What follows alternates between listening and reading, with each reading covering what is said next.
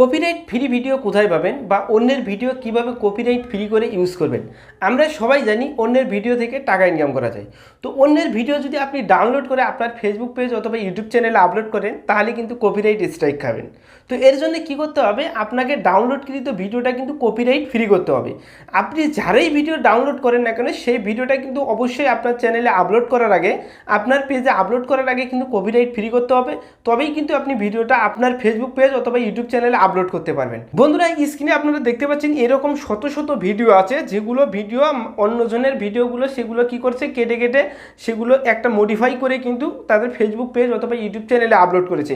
আপনারা দেখতে পাচ্ছেন যে এই যে মুভিটা, হিন্দি মুভি, এই যে মনোজ শিবরা, এই যে ভিডিওটা সে আপলোড করেছে সেটা কিন্তু সে কপিরাইট যে বিষয়টা সেটা কিন্তু কপিরাইটটা মুক্ত করেই কিন্তু সে ভিডিওটা কিন্তু আপলোড করেছে।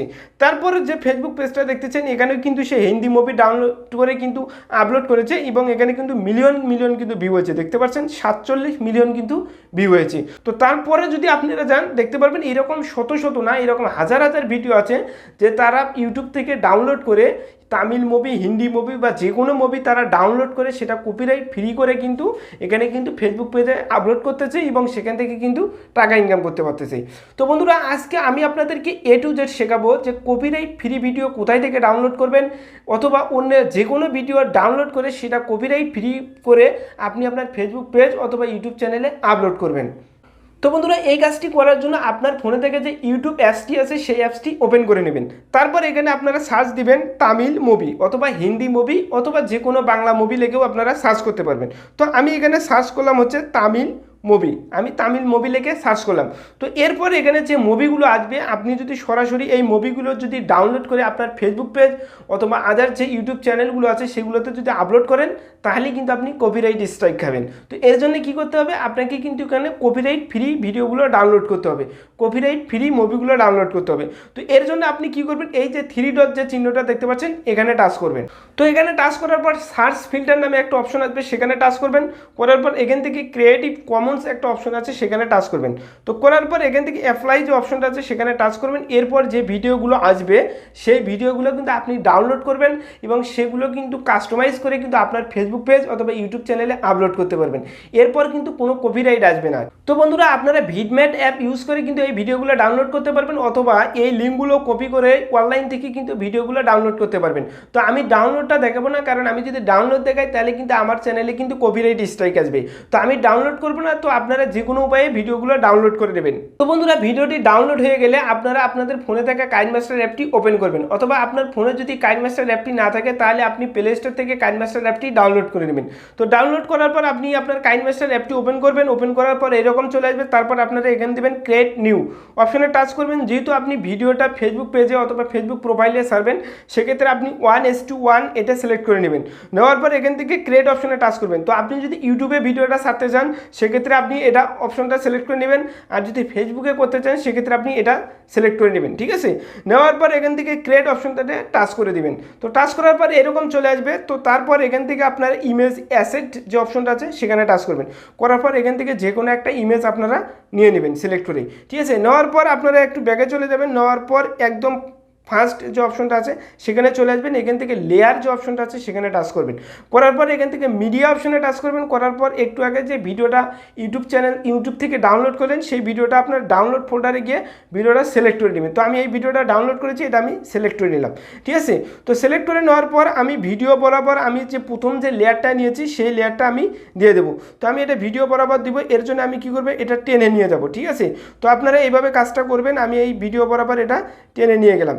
তো আমি এটা ভিডিও বরাবর একদম ভিডিও বরাবর এটা আমি টেনে নিয়ে গেলাম। হ্যাঁ, তো তারপর আমি ভিডিওটাতে টাচ করলাম। করার পর এটা একটু আমি কি করলাম, একটু জুম করে দিলাম। তো আপনারা কিন্তু ভিডিওটা একটু জুম করে দেবেন। ঠিক আছে, তো জুম করে দেওয়ার পর আপনারা ভিডিওটাতে আবার টাচ করবেন। তারপর এখান থেকে আপনারা সোজা চলে যাবেন স্পিড, এই যে অপশনটা আছে সেখানে চলে যাবেন। তো আপনাকে কিন্তু সুন্দর করে কিন্তু ভিডিওটা কাস্টমাইজ করতে হবে, আপনাকে কিন্তু কপিরাইট ফ্রি করতে হবে। তো এর জন্য কী করবেন, আপনি স্পিডটা একটু হালকা বাড়িয়ে দেবেন। ঠিক আছে, তো হালকা বাড়িয়ে দিলে এটা একটু ছোটো হয়ে আসবে। তারপর আপনারা এটা কি করবেন, এটা আপনারা একটু টেনে একটু ছোটো করে দেবেন। ঠিক আছে, অর্থাৎ ভিডিও বরাবর করে দেবেন। হ্যাঁ, তো করে দেওয়ার পর আপনারা আবার ভিডিওতে টাচ করবেন। এরপর আপনারা চলে যাবেন হচ্ছে অ্যাডজাস্টমেন্ট অপশনে।